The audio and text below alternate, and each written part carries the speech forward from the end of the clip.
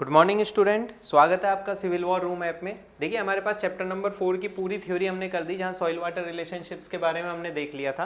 अब हमारे पास यहाँ पर जो काम करना है अपन को, वो क्या करना है, सॉइल वाटर रिलेशनशिप के क्वेश्चन करने हैं। उसमें सबसे पहली book upon Gupta and Gupta solve करेंगे, एसेंशियल बुक है, ये तो करनी ही करनी है। इसके बाद हमारे पास एस के घर के क्वेश्चन करेंगे, ठीक है। और फिर इसके बाद हमारे पास क्या करेंगे, एस अकेडमी की शीट करेंगे, ठीक है। ये हमारे पास पैटर्न रहेगा। आपको अगोर के क्वेश्चन करने की ज़्यादा ज़रूरत इसमें नहीं है, ठीक है। तो मैं आपको एक बार अपने गुप्ता एंड गुप्ता के जो क्वेश्चंस बिखरे हुए हैं इस चैप्टर के, soil water relationship chapter number 4 है, उसके क्वेश्चंस लिख दे रहा हूँ, मेरे साथ साथ आप उतार लीजिए। पहले 1 से लेके लगातार है 2 3 4 5 6 7 8 9 10 11 12 13 14 15, 1 से लेके 15 तक लगातार हैं। फिर हमारे पास 18वां क्वेश्चन इस चैप्टर का है। फिर हमारे पास 209, इसमें क्वालिटी पैरामीटर ऑफ वाटर वाला चैप्टर भी इंक्लूड है। मैंने आपको कहा भी था एक साथ ही करा देंगे वो क्वेश्चन, वो 209 नंबर क्वेश्चन है। इसके अलावा 217 नंबर क्वेश्चन है। इसके अलावा 223, 237, इसके अलावा 202, 203, ये कुछ क्वेश्चंस हैं जो गुप्ता एंड गुप्ता के आपको देखने को मिलेंगे, ठीक है। तो इनको हम यहाँ पर सॉल्व करेंगे, ठीक है। अगर आप अगोर बुक का भी करना चाहते हो तो कोई बहुत बड़ी बात नहीं, जो जो हमारे काम के हैं अगोर के वो भी हम कर लेंगे। अगर आप लिखना चाहो तो लिख लो अगोर के। अगोर बुक जो है उसमें हमारे पास इरिगेशन से रिलेटेड जो क्वेश्चन है वो कितना है, 1 से लेके 15 तक लगातार है और 25 से लेके 30 तक लगातार क्वेश्चन है। ये क्वेश्चन अगोर बुक के हैं, इनको भी मैं सॉल्व करा दूंगा, कोई बहुत बड़ी बात नहीं है, अपन कर लेंगे, ठीक है। चलिए स्टार्ट करते हैं। तो पहले सबसे पहले हमारे पास गुप्ता एंड गुप्ता के क्वेश्चंस आपको मैंने यहाँ पीडीएफ में दे दिया है। यहाँ पर थोड़ा सा आंसर पे टिक लग रहा है बुक में मेरे में, ठीक है, पर कोई इशू नहीं है, अपन कर लेंगे, कोई बड़ी बात नहीं है। चलिए स्टार्ट करते हैं। क्वेश्चन नंबर हमारे पास है गुप्ता एंड गुप्ता का पहला।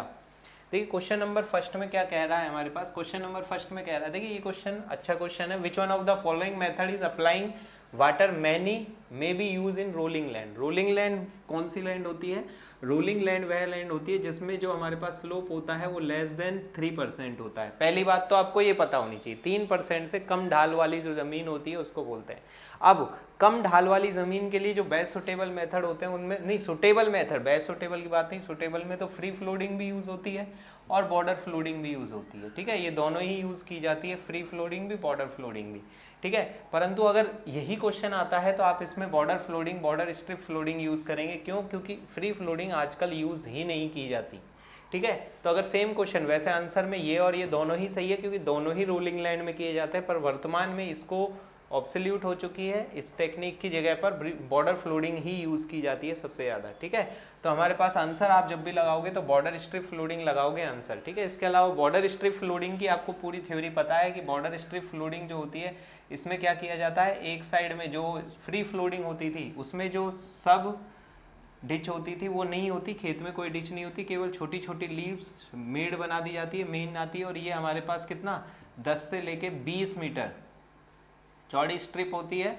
और भैया ये हमारे पास कितना 100 से लेके 400 मीटर तक की लंबाई की स्ट्रिप बनाई जाती है। रोलिंग लैंड में इसको यूज़ किया जाता है, इम्प्रूव्ड वर्जन है, ग्रेविटी इरिगेशन ही हो रहा है, सरफेस इरिगेशन ही है, बस आपको ये और पता होना चाहिए। इसके अलावा इसका फॉर्मूला भी आपको मैंने बताया था कि किसी भी एक निश्चित डेप्थ तक जो आपका भरा जाता है वो क्या कहते हैं, खेत भरने के लिए कितना टाइम लगेगा हमारे पास वो भी हमको पता है। चलिए तो इसका आंसर जो लगेगा वो कौन सा लगेगा, बॉर्डर फ्लोडिंग हमारे पास आंसर टिक होगा। चलिए आगे चलते हैं, क्वेश्चन नंबर अगला। देखिए अगला चैप्टर ये इस चैप्टर का नहीं है, ये अपने पास quality parameter of irrigation water का है, परंतु मैंने कहा भी था कि एक साथ ही डिस्कस कर लेंगे क्योंकि बहुत कम क्वेश्चन है। ये कह रहा है कि विद्युत चालकता, इलेक्ट्रिकल कंडक्टिविटी जो होती है, देखिए सॉल्ट कंसंट्रेशन जो होती है, आपको मैंने बताया था quality parameters of irrigation water में सबसे पहला सेडिमेंट जो कि वॉइड्स को प्रभावित करता है, सॉल्ट कंसंट्रेशन जो कि ओस्मोटिक एक्टिविटी को प्रभावित करता है, ठीक है। तो जो सॉल्ट कंसंट्रेशन होता है, इसके अलावा सोडियम जो कि SAR नंबर से करते हैं, इसके अलावा बोरोन जो कि 4 ppm से ज़्यादा नहीं होना चाहिए, सेलेनियम बिल्कुल नहीं होना चाहिए, इसके अलावा बाइकार्बोनेट्स की उपस्थिति के बारे में मैंने पीछे के लेक्चर आप देख सकते हैं, थ्योरी में बहुत अच्छे से डिटेल में आपको ये पढ़ा रखा है। अब यहाँ पर बात क्या हो रही है, यहाँ पर बात हो रही है इलेक्ट्रिकल कंडक्टिविटी। तो सबसे पहले तो ये याद रखना, विद्युत चालकता विधि सॉल्ट कंसंट्रेशन,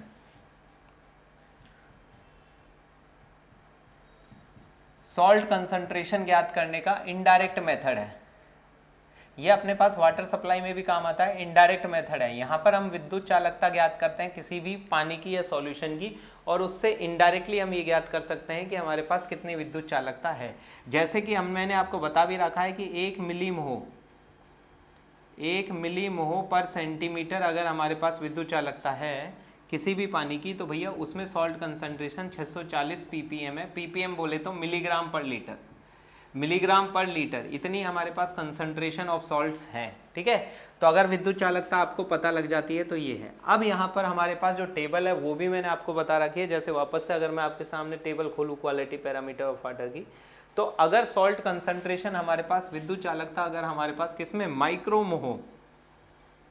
माइक्रोमोह पर सेंटीमीटर में अगर हमारे पास ज्ञात होती है, माइक्रोमोह पर सेंटीमीटर में स्टैंडर्ड टेम्परेचर 25 डिग्री पर ज्ञात हो, तो 100 से लेके 250 को लो सलाइन वाटर, 250 से 750 को मीडियम, 750 से 2250 को हाई सलाइन वाटर, और 2250 से ज़्यादा को वेरी हाई सलाइन वाटर कहते हैं। इनका नोटेशन भी है C1 category, C2, C3, C4 class. C1, C2, C3 और C4 4 क्लास का अपने पास पानी है on the basis of salt concentration. Salt concentration की अपने पास इसके अलावा और क्या चाहिए, तो इस क्वेश्चन का जवाब तो आप आराम से कर सकते हैं। क्यों, देखिए हमारे पास क्वेश्चन क्या है, क्वेश्चन हमारा है कि भैया 250 से लेके साढ़े ये क्या कहते हैं 750, तो ये हमारे पास क्या होगा, मीडियम सलाइन वाटर होगा। देखिए आराम से अपने पास टेबल है, मैं आपको टेबल दिखा दे रहा हूँ। टेबल है तो यहाँ पे आप आराम से कह सकते हो कि 250 से 750 के बीच की अगर सैलिनिटी है तो वो क्या होगी, मीडियम।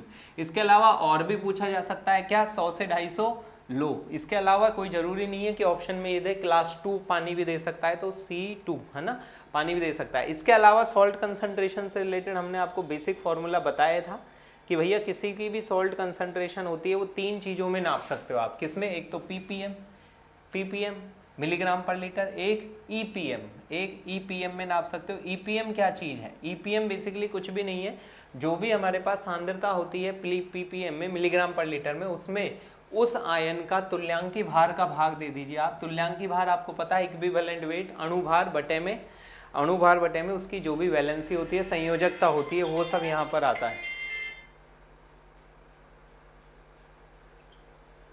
ठीक है, संयोजकता होती है वो यहाँ पर सब कुछ आती है। ठीक है, तो ये हमारे पास इक्विवेलेंट वेट है जो कि आप रख सकते हो। ठीक है, इसके अलावा मैंने अभी आपको विद्युत चालकता की तो बताई थी, 1 मिलीमोह पर सेंटीमीटर अगर आपकी विद्युत चालकता है तो 640 ppm अपने पास ये होगी। तो ये आपको चालकता की इकाइयाँ पता होनी चाहिए, पहली बात। ठीक है, दूसरी विद्युत चालकता मैं आपको कह रहा ना C1, C2, C3 और C4 कैटेगरी का पानी है। इसके अलावा और क्या पता होना चाहिए आपको, इसके अलावा आपको ये पता होना चाहिए कि जो हमारे पास विद्युत चालकता है जो हमारे पास सॉल्ट कंसंट्रेशन है वो 700 ppm कुछ क्रॉप्स के लिए हानिकारक होता है, और भैया हमारे पास 2000 मिलीग्राम पर लीटर ppm सभी क्रॉप्स के लिए हानिकारक होता है। ठीक है, तो अगर हमारे पास 250 से कम रहती है तो बहुत अच्छी बात होती है, और 700 के बाद हार्डनेस आना चालू हो जाती है। ले दे के अपने पास विद्युत चालकता वाली मैंने बताई थी सॉल्ट कंसंट्रेशन, एक बार याद करो। वाटर, पीने का पानी जो होता है, ड्रिंकिंग वाटर जो होता है, उसमें जो एक्सेप्टेबल लिमिट है वो कितनी है, 500 मिलीग्राम पर लीटर एक्सेप्टेबल है, और 2000 मिलीग्राम पर लीटर होते ही हम इसको कॉज ऑफ रिजेक्शन कर देते हैं। ये पीने के पानी में सॉल्ट कंसंट्रेशन की बात होती है जो कि आप वाटर सप्लाई में देखते हो। ठीक है, इसके अलावा सॉल्ट कंसंट्रेशन निकालने का फॉर्मूला आपको एक मैंने आपको सब थ्योरी में तो पढ़ाया ही है, फिर भी आपको एक बार दिखा देता हूँ कि किसी भी पानी में सैलिनिटी ऑफ वाटर जो होगी, अगर मान लो ये हमारा कोई खेत है, ठीक है, इसमें सॉइल के अंदर ऑलरेडी कुछ सैलिनिटी है, और जो ये हमारे पास इरिगेशन वाटर आ रहा है उसमें के कारण भी क्या आ रही है, हमारे पास सैलिनिटी आ रही है। तो आपको एक चीज़ ध्यान में रखनी होगी कि अगर इरिगेशन वाटर में सैलिनिटी जो हम ज्ञात कर सकते हैं, कंसंट्रेशन C है, और क्यू डिस्चार्ज का अगर पानी आ रहा है तो उसमें से आपको क्या और घटाना है, Q माइनस CU प्लस में RE, जहाँ RE इफेक्टिव रेनफॉल होता है, मैंने आपको बता ही रखा है पहले भी। ठीक है, तो ये थ्योरी में आपको बहुत डिटेल में बता दिया, बस एक हल्का सा रिवीजन सा हो गया, क्योंकि क्वेश्चंस कर रहे हैं तो डिटेल थ्योरी आपको हल्का सा पता होनी चाहिए। तो salt concentration in irrigation water, discharge in irrigation stream, discharge CU consumptive use होता है, आपको पता ही है क्या होता है। ठीक है, और RE इफेक्टिव रेनफॉल होता है। ठीक है, तो ये चीज़ें आपको आनी चाहिए, तो क्वेश्चन करते समय इतना रिवीजन आपके लिए पर्याप्त रहेगा। ठीक है, तो आंसर बता दीजिए वहाँ पर क्या होगा। अगर हम क्वेश्चन का आंसर देखना चाहें तो क्वेश्चन का आंसर में कोई दिक्कत नहीं है, हमारे पास आंसर क्या होगा, मीडियम सलाइन वाटर। ठीक है, इसके अलावा 750 से 2250 होता तो हाई, 2250 से ज़्यादा होता तो वेरी हाई, और अगर 100 से 250 होता तो हमारे पास लो सलाइन वाटर होता, C1 C2 C3 कैटेगरी का। ठीक है, तो ये हमारे पास क्वेश्चन नंबर 2 था। अगला क्वेश्चन नंबर चलें, क्वेश्चन नंबर 3। क्वेश्चन नंबर 3 आपके पास क्या है, क्वेश्चन नंबर 3 में हमारे पास कह रहा है ये सोडियम। देखिए सोडियम खतरनाक चीज़ है, आपको मैंने पहले ही बताया था, इससे एल्कलिटी बढ़ती है। पहली बात तो मिट्टी में एल्कलिटी बढ़ती है, सूखने पर पपड़ी सी पड़ जाती है, गीली होने पर मिट्टी बहुत ज़्यादा चिपचिपी हो जाती है। इसके अलावा भैया एल्कलिनिटी बढ़ने से प्लांट ग्रोथ पर प्रभाव पड़ता है। SAR को, सोडियम की मात्रा को कम करना होता है तो क्या मिलाया जाता है, आपको पढ़ाया था, जिप्सम मिलाया जाता है। बिल्कुल सही कह रहे हैं आप, जिप्सम मिलाया जाता है। ठीक है, अब सोडियम कंसंट्रेशन को जो व्यक्त किया जाता है वो किस में व्यक्त किया जाता है, SAR में व्यक्त किया जाता है। पहली बात तो सोडियम एब्जॉर्प्शन रेशो में व्यक्त किया जाता है। सोडियम एब्जॉर्प्शन रेशो की मैंने आपको टेबल पढ़ाई भी थी, एक बार मैं आपको फिर से दिखा देता हूं जिससे कि आपको ये चीज़ें याद रहें। ठीक है, सोडियम एब्जॉर्प्शन रेशो अगर 0 से 10 है तो उसको लो सोडियम वाटर कहते हैं, 10 से 18 है तो उसको मीडियम सोडियम वाटर कहते हैं, 18 से 26 है तो हाई सोडियम वाटर कहते हैं, और 26 से ज़्यादा होता है तो उसको वेरी हाई सोडियम वाटर कहते हैं। सबसे बेस्ट रहता है लो सोडियम वाटर, ठीक रहता है, क्योंकि सोडियम एक प्रचुर मात्रा में पाए जाने वाला आयन है। जब आप वाटर सप्लाई पढ़ोगे तो सोडियम, कैल्शियम और मैग्नीशियम ये ऐसे आयन हैं, पॉजिटिव आयन्स हैं, जो कि हमारे पास धन आयन है, जो कि हमारे पास कॉमन आयन है। कॉमन मतलब पानी में मिलेगा ही मिलेगा, तो आप ये तो कह ही नहीं सकते कि सोडियम होगा नहीं। परंतु अगर सोडियम जो है हमारे पास SAR की वैल्यू अगर 0 से 10 है तो लो सोडियम वाटर होता है और बहुत अच्छा रहता है इरिगेशन वाटर के लिए। जैसे ही मीडियम सोडियम वाटर होना चालू होता है तो दिक्कतें आना चालू हो जाती है, खास करके फाइन ग्रेन सॉइल जो होती है उनमें बहुत ज़्यादा दिक्कत। दूसरा, इनको क्लास के आधार पर S1 class, S2 class, S3 class और S4 क्लास बता सकते हैं।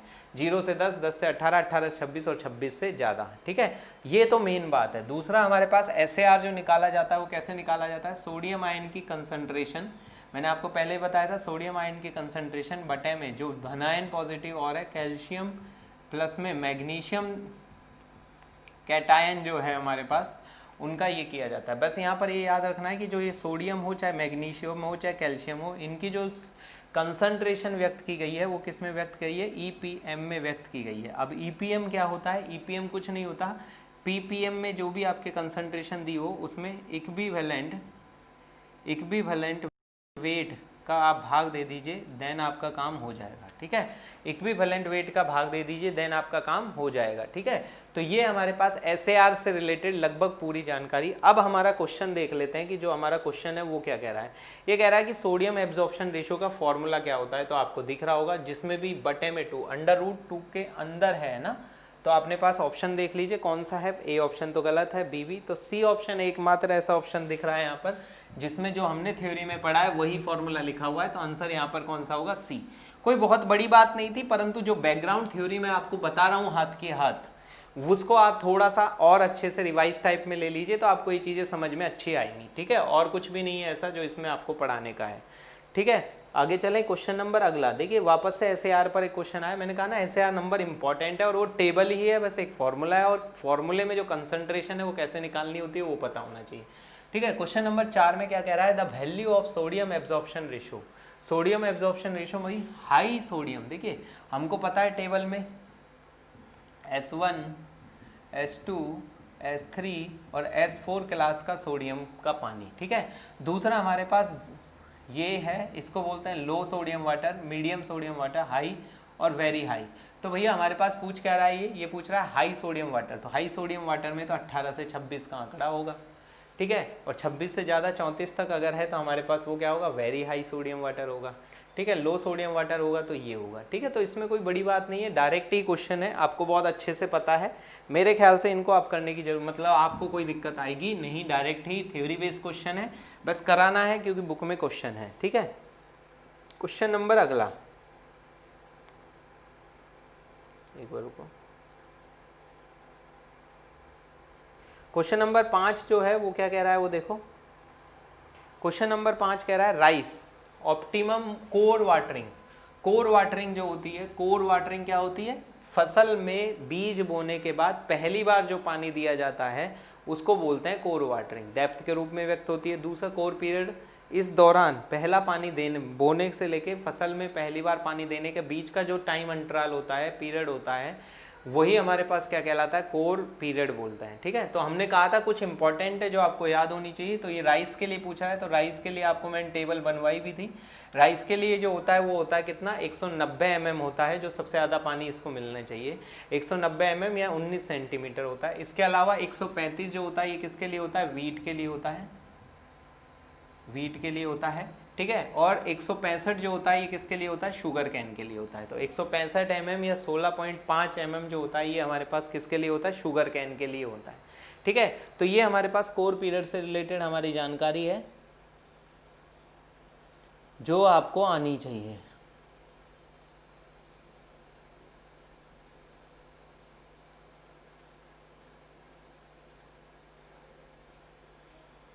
ठीक है, कोर पीरियड से रिलेटेड जानकारी है जो आपको आनी चाहिए। ज़्यादातर इन्हीं का ही पूछता है, वीट का 135 होता है, शुगर कैन का 165 होता है, और वो जो दूसरे दे रखी है 220 जो भी ऑप्शन है वो किसी का भी नहीं है। इसके अलावा कोर पीरियड और पूछ सकता है हाथ की याद, तो कोर पीरियड और याद करो अपने। कोर पीरियड कितना होता है, राइस के लिए कोर पीरियड होता है 2 से लेके 4 वीक, 2 से लेके 4 वीक होता है, और वीट के लिए जो होता है ये होता है 3 से लेके 8 वीक तक। ठीक है, तो ये दो चीज़ और याद रख लेना नोट्सों में। ऐसे तो पूरी टेबल है, कब तक रटोगे, परंतु फिर भी कुछ इंपॉर्टेंट पॉइंट है जो आपको याद रहने ही रहने चाहिए, तो वो याद रह लेने चाहिए। तो राइस के लिए जो कोर पीरियड होता है वो 2 से लेके 4 वीक, और इसके लिए 3 से लेके 8 वीक का समय होता है। ठीक है, तो ये बात हो गई हमारी कोर पीरियड की। तो यहाँ आंसर आराम से कर सकते हैं 190। ठीक है, क्वेश्चन नंबर अगला आ गया वापस से। ये क्या कह रहा है, देखो वही एसएआर पर क्वेश्चन बार बार पूछ रहा है। ये कह रहा है irrigation water having a concentration, concentration दे रखी है किसकी, सबकी, कैल्शियम मैग्नीशियम इसकी। देखिए कैल्शियम आयन की कंसंट्रेशन दे रखी है, सॉरी सोडियम आयन की कंसंट्रेशन दे रखी है, +1 प्लस हटा दीजिएगा। ठीक है, ये दे रखी है 20। कैल्शियम आयन की कंसंट्रेशन दे रखी है, वो दे रखी है हमारे पास कितनी, 3। और मैग्नीशियम आयन की कंसंट्रेशन दे रखी है, वो दे रखी है, देखिए हमारे पास कितना इसमें छुप गया है जो भी है।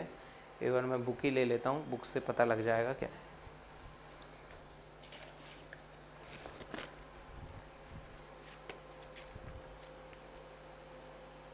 क्वेश्चन नंबर है ये हमारा 6। ठीक है, क्वेश्चन नंबर 6 है, तो इसमें छुपा हुआ है पीछे, और ये दे रखी है 1। ठीक है, अब खास बात यहाँ पर देखो क्या चकमा दे सकता है। ये क्वेश्चन तो है आसान, क्यों, क्योंकि साफ साफ आपके सामने फॉर्मूला लिखा हुआ है। तो सोडियम आयन की कंसंट्रेशन तो कितनी होगी, 20, √ कैल्शियम आयन की कितनी है, 3, प्लस उसकी कितनी है, 1 + 2। ठीक है, तो यहाँ से आप इजीली निकाल सकते हो कि 20 बटे में हमारे पास कितना हो गया, 4 √2।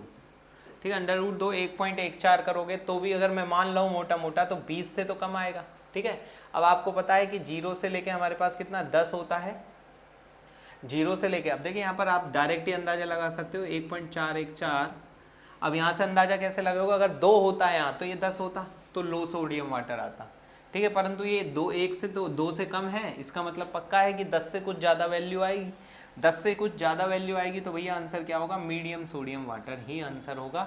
हाई सोडियम वाटर आंसर क्यों नहीं होगा, आपको पता ही है, क्योंकि 20 से लेकर 28 जो होगा, 28 जो है वो, सॉरी, तो इसके लिए तो 28 तक चाहिए, और इसके लिए 28 से ज़्यादा चाहिए, वो जो कि पॉसिबल नहीं है, क्योंकि 20 से ज़्यादा पॉसिबल नहीं है, क्योंकि इसमें कुछ भाग जा रहा है। तो आप आराम से आंसर लगा सकते हो कि आंसर जो होगा वो कौन सा होगा, मीडियम सोडियम वाटर ही आंसर होगा। अब यहाँ पर आपको चकमा क्या देख सकता है, ये क्वेश्चन आसान है। क्यों आसान है, क्योंकि यहाँ पर जो कंसंट्रेशन दे रखी है, ऐसा क्वेश्चन मैंने आपको क्वालिटी पैरामीटर में भी कराया था। ठीक है, वहाँ पर क्या है कि कंसंट्रेशन कोई ज़रूरी नहीं कि आपको डायरेक्टली मिली इक्विवेलेंट पर लीटर मतलब ईपीएम में, अब एसएआर का जो फॉर्मूला उसमें ईपीएम में कंसंट्रेशन चाहिए होती है, और इस क्वेश्चन में वो दिया हुआ है।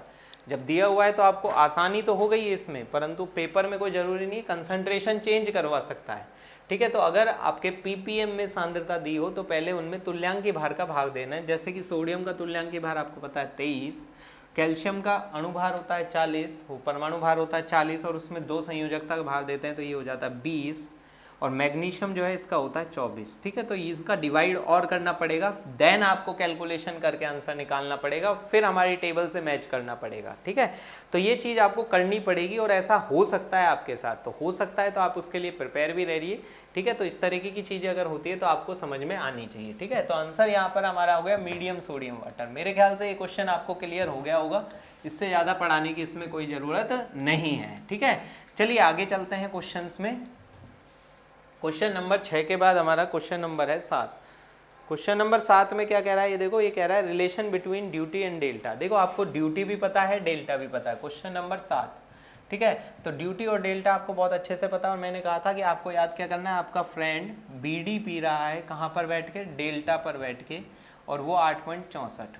ठीक है, अगर आप यहाँ पर बेस पीरियड को, बेस पीरियड बी जो है, बेस पीरियड को अगर डे में रखते हो और ड्यूटी जो होती है वो हमारे पास किस में रखे जाएंगे, ड्यूटी होती क्या है, ड्यूटी होती क्या है, A/Q, इकाई डिस्चार्ज से जो एरिया इरिगेट किया जा सकता है उसी को तो ड्यूटी कहते हैं। इकाई डिस्चार्ज से जो एरिया इरिगेट किया जा सकता है तो इसकी इकाई होती है हेक्टेयर पर क्यूमेक।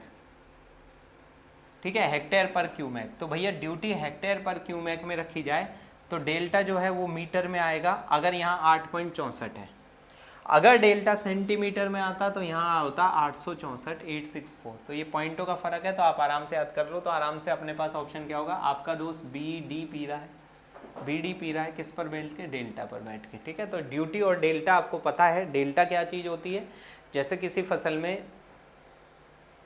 4 बार पानी लगा, जैसे सरसों में, तो ठीक है 4 बार पानी लगा तो हर एक पानी को जोड़ते, डेप्थ जो भी दी है उनको जोड़ दीजिए तो टोटल डेल्टा आ जाएगा पूरे बेस पीरियड में जो पानी सप्लाई हो रहा है।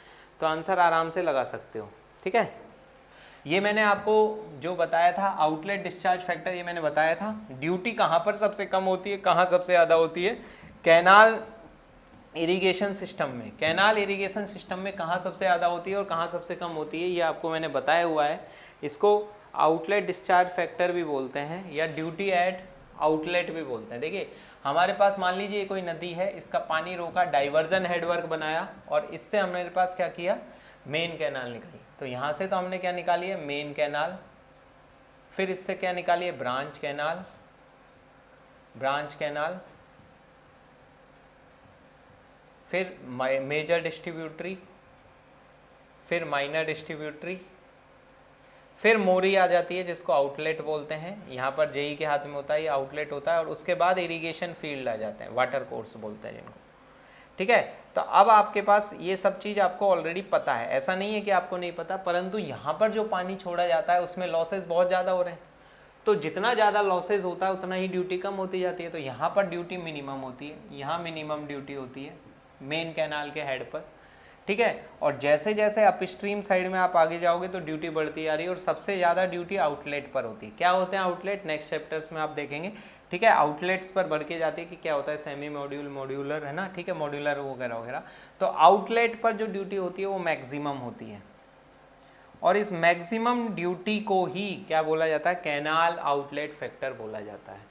तो मेन कैनाल, ब्रांच कैनाल या डिस्ट्रीब्यूटरी नहीं, या तो आंसर क्या होता है यहाँ पर, या तो क्वेश्चन में दिया होता है ड्यूटी एट आउटलेट, या तो बोला होता है ड्यूटी एट आउटलेट, या फिर वाटर कोर्स। वाटर कोर्स का मतलब फील्ड जहाँ पर फसलें उगेंगी, जहाँ फसलें उगेंगी उसको हम बोलते हैं वाटर कोर्स। ठीक है, या फील्ड भी बोल सकता था या फिर आउटलेट भी बोलता है, इनमें से कुछ भी बोलता है तो आपका आंसर हो जाता है। ठीक है, तो बोला हुआ है एक सी आंसर ही होगा, बाकी ऑप्शन नहीं हो सकते। ठीक है, तो ये आपको आना चाहिए। ठीक है, अगला चलें क्वेश्चन नंबर 10।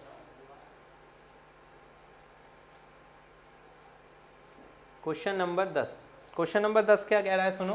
क्वेश्चन नंबर 10 में कह रहा है, अब जो जो कहता जा रहा है वो लिखते जाते हैं और देन हमारे पास सॉल्यूशन करते जाते हैं। क्वेश्चन नंबर 10 जो है उसमें कह रहा है हमसे,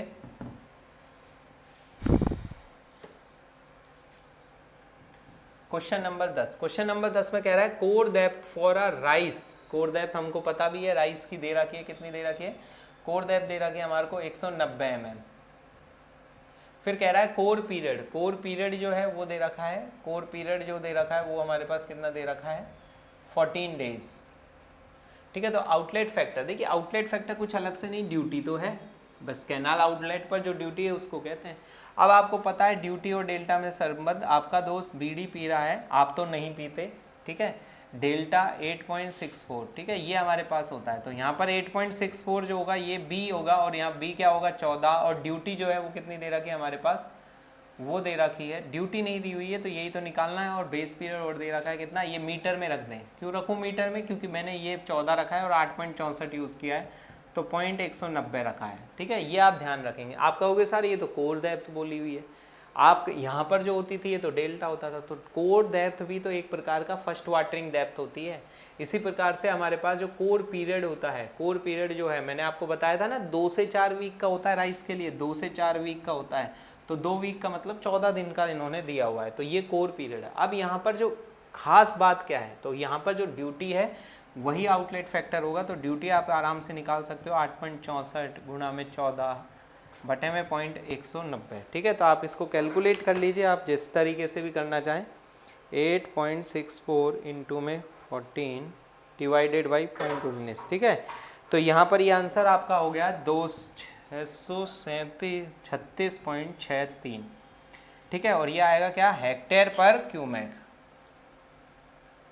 हेक्टेयर पर क्यूमेक आएगा, तो यहाँ पर 636.6 आ रहा है, तो यहाँ पर आंसर क्या हो जाएगा 637 हेक्टेयर पर क्यूमेक। क्यूमेक मतलब मीटर क्यूब पर सेकेंड, मीटर क्यूब पर सेकेंड। अब यहाँ पर समझने वाली बात क्या है, एक क्वेश्चन और पूछ सकता है इस स्टेप पे।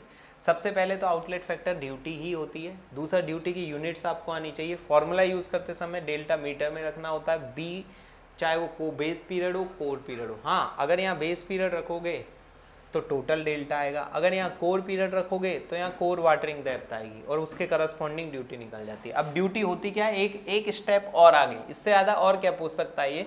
ड्यूटी जो होती है वो क्या होती है, A/Q होती है, ठीक है। तो अगर यहाँ पर आपसे ये ड्यूटी निकाल भी लेते हो तो यहाँ पर एरिया और अगर दे दिया जाए तो आपसे डिस्चार्ज निकलवा सकता है स्ट्रीम का। क्यों, यहाँ पर Q बराबर में क्या हो जाएगा, A/ड्यूटी। अब देखिए ड्यूटी हम दो तरीके से निकाल सकते हैं, एक तो बेस पीरियड और टोटल डेल्टा, एक इस क्वेश्चन की तरह कोर पीरियड कोर डेप्थ, ठीक है। कोर डेप्थ सबसे ज़्यादा डेप्थ होती है तो डिस्चार्ज सबसे ज़्यादा चाहिए, तो अगर यहाँ कोर डेप्थ और कोर पीरियड यूज़ किया जाता है तो क्यू जो आएगा वो मैक्सिमम डिस्चार्ज आएगा कैनाल में, और कैनाल इसी डिस्चार्ज को झेलने के लिए डिज़ाइन होनी चाहिए, पहली बात। दूसरी बात, अगर यहाँ बेस पीरियड और टोटल डेल्टा यूज़ करोगे, टोटल डेल्टा यूज़ करोगे तो यहाँ पर जो क्यू आएगा वो क्यू कौन सा आएगा, एवरेज डिस्चार्ज, तो वो हमारे पास आएगा एवरेज डिस्चार्ज। और आपको पता है कि भैया अगर हमारे पास एवरेज बटे मैक्सिमम का रेशो अगर हमारे पास बात करें तो उसी को हमारे पास क्या कहा जाता है, उसको हमारे पास बोला जाता है कैनाल फैक्टर, कैपेसिटी फैक्टर बोला जाता है, जिससे हम यूटिलिटी ऑफ कैनाल बात कर सकते हैं, जो मैंने लास्ट टॉपिक में आपको बताया था, कहीं ना कहीं आ जाएगा, ठीक है। तो अगर इस क्वेश्चन की बात करें तो आंसर हमारा हो गया ए, इसके बाद इसके पीछे की थ्योरी और इसमें और क्या क्या बन सकता है वो सब चीज़ मैंने आपको बता दी है, ठीक है। तो आंसर हमारा ए हो गया। क्वेश्चन नंबर आगे चलें, क्वेश्चन